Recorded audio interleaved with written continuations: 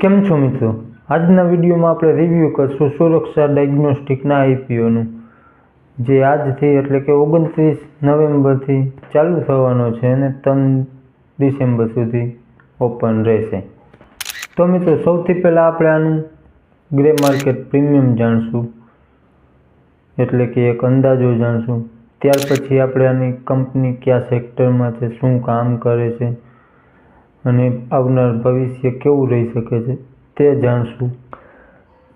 પછી મિત્રો, કંપનીના ફાઇનાન્શિયલ અને ફંડામેન્ટલ જોશું. કંપની પ્રોફિટમાં છે કે પછી લોસ કરી રહી છે. ત્યાર પછી મિત્રો, આપણે આની સાથેની બીજી કંપનીઓ પણ જોશું આના જેવી. તેના કરતાં વેલ્યુએશન મોંઘી જ લાવી છે કંપની કે પછી સસ્તી લાવી છે. અને ત્યાર પછી મિત્રો, છેલ્લે આપણે જોશું કે આઈપીઓમાં એપ્લાય કરવું કે નહીં, અને કરવું તો લિસ્ટિંગ ગેઇન માટે કરવું કે લોંગ ટર્મ માટે કરવું, તે આપણે લાસ્ટમાં જોશું. તો ચાલો મિત્રો, વિડીયોને શરૂ કરીએ. તો મિત્રો, સૌથી પહેલાં ગ્રે માર્કેટ પ્રીમિયમની વાત કરી લઈએ તો કે ગ્રે માર્કેટમાં અત્યારે કોઈ પણ ખાસ ડિમાન્ડ જોવા નથી મળી રહી. ગ્રે માર્કેટ એક અંદાજો જ હોય છે, એટલે એને અંદાજો માનીને જ હાલવું. બાકી કંપનીની ડિટેલ વિશે જાણી લઈએ તો કંપની 2005માં ઇન્કોર્પોરેટ થઈ હતી. કંપનીને મિત્રો તેના સેક્ટરમાં 19 વર્ષનો અનુભવ થઈ ગયો છે, એટલે કે સારો એવો એક્સપિરિયન્સ છે તેના સેક્ટરમાં. મિત્રો, આ મેડિકલ લેબ છે, સુરક્ષા ડાયગ્નોસ્ટિક, એટલે કે જે આપણે લોહીના રિપોર્ટ કે બીજા બધા રિપોર્ટ કરાવતા હોય તે લેબ હોય, એવી આ એક લેબ છે અને આ એ સેક્ટરમાં કામ કરે છે. મિત્રો, કંપનીની એક સેન્ટ્રલ રેફરન્સ લેબ છે, 8 લેબોરેટરીઝ છે.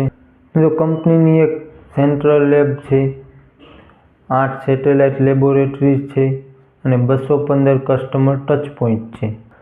તો મિત્રો, આની અંદર 49 જેવા ડાયગ્નોસ્ટિક સેન્ટર છે અને 166 સેમ્પલ કલેક્શન સેન્ટર છે.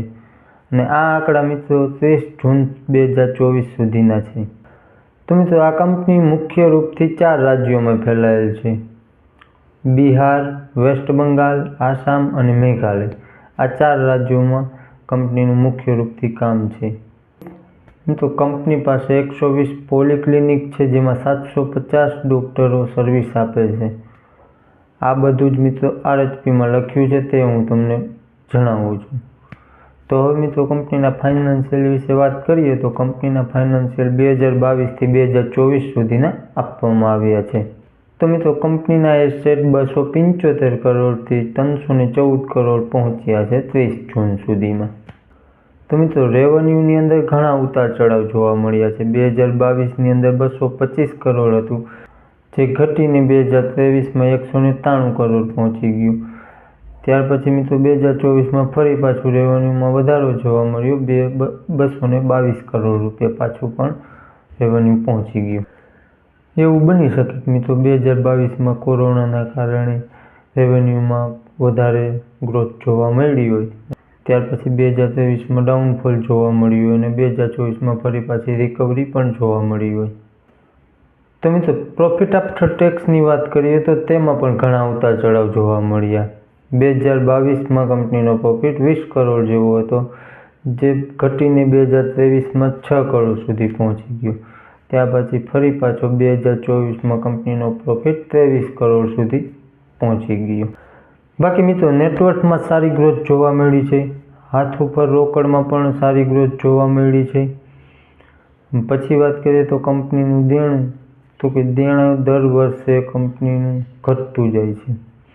અત્યારે દેણાની વાત કરીએ તો અત્યારે કંપની ઉપર 7.5 કરોડ જેવું દેણું છે, જે કાંઈ ન કહેવાય, કારણ કે કંપની ગમે ત્યારે તેના પ્રોફિટ કે પછી હાથ ઉપર જે રોકડ પડી છે તેનાથી ગમે ત્યારે દેણું ભરી શકે છે, એટલે કે આ ડેટ ફ્રી કંપની કહેવાય.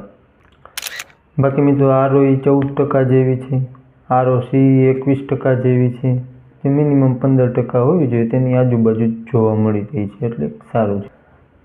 બાકી મિત્રો, વધારે તકલીફ આની વેલ્યુએશન ઉપર છે, કારણ કે ₹2ની ફેસ વેલ્યુ પર પી આનો 99નું બને છે. બાકી મિત્રો, આના કમ્પેરિઝન કંપનીની વાત કરીએ તો તેનો પી 47થી 82ની વચ્ચે નીકળીને આવે છે, એટલે બીજી બધી કંપનીઓ કરતાં આનું વેલ્યુએશન ઘણું મોંઘું કંપની લઈને આવી છે. પછી મિત્રો પ્રાઇસ ટુ બુક જોઈએ તો 13નું નીકળીને આવે છે અને બીજી આના કમ્પેરિઝનની કંપનીનું જોઈએ તો તેનો 0.07થી લઈને 9.91ની વચ્ચે જોવા મળી રહ્યું છે. એટલે પણ પ્રાઇસ ટુ બુક પ્રમાણે પણ આ કંપનીનું વેલ્યુએશન મોંઘું જોવા મળી રહ્યું છે. બાકી મિત્રો EPS અર્નિંગ પર શેર જોઈ તો તે બીજી બધી કંપની કરતાં સસ્તો છે, એટલે એના કારણે પણ આ વેલ્યુએશન મોંઘું દેખાય છે. તો મિત્રો આનો સૌથી મોટો નેગેટિવ પોઈન્ટ છે કે વેલ્યુએશન ઘણી બધી મોંઘી છે.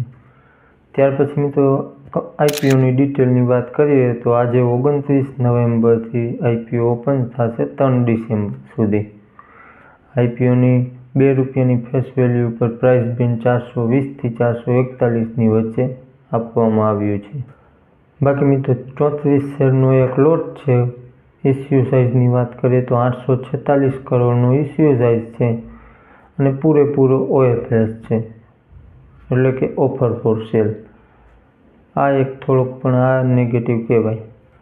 મિત્રો રિટેલ પોર્શન 35%નું રાખવામાં આવ્યું છે અને IPOની લિસ્ટિંગ ડેટ 6 ડિસેમ્બર રાખવામાં આવી છે. આ હતી મિત્રો IPOની ડિટેલ. હવે મિત્રો મેઇન સવાલ, IPOમાં એપ્લાય કરવું કે ન કરવું, અને કરવું તો લિસ્ટિંગ ગેઇન માટે કરવું કે લોંગ ટર્મ માટે કરવું. હા મિત્રો, બધું હું તમને જણાવીશ, પણ ડિસિઝન તમારે તમારું રિસ્ક અને તમારું એનાલિસિસ લગાવીને લેવાનું છે. તો મિત્રો પેલું GMP જોઈએ તો ગ્રે માર્કેટમાં કોઈ ખાસ ડિમાન્ડ નથી ચાલી રહી. GMP માત્ર એક અંદાજ હોય છે. બીજું વેલ્યુએશન, તો કે વેલ્યુએશન કંપની મોંઘી લઈને આવી છે. ત્યાર પછી તો એન્કર લિસ્ટની વાત કરીએ અને સબસ્ક્રિપ્શન, તો એ બંને આપણે કાલે જોશું. એન્કર લિસ્ટ આજે આવી છે, એ આપણે એન્કર લિસ્ટનું જોઈ લઈશું અને સબસ્ક્રિપ્શન જોઈ અને કાલે ફાઇનલ ડિસિઝન લેશું આપણે. તો ચાલો મિત્રો, આ હતો આપણો આજનો વિડીયો સારો લાગ્યો હોય તો એક લાઈક કરી વિડીયોને તમારા મિત્રો સુધી શેર કરજો. જે પણ IPO ભરતા હોય અથવા સ્ટોક માર્કેટનું કરતા હોય તેને. મળશું નેક્સ્ટ વિડીયોમાં.